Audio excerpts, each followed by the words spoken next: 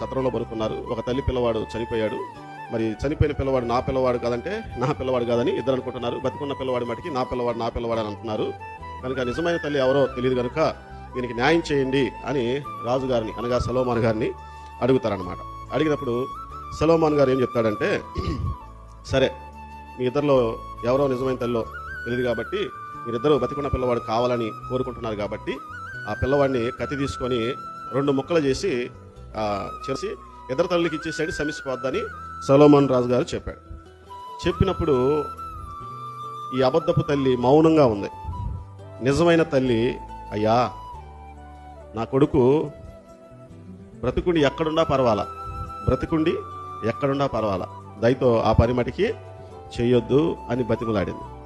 అప్పుడు సొలొమోను గారు ఏమండి ఏమే నిజమైన తల్లి అని తల్లికి అప్పచెప్పాడన్నమాట. నిజమైన తల్లికి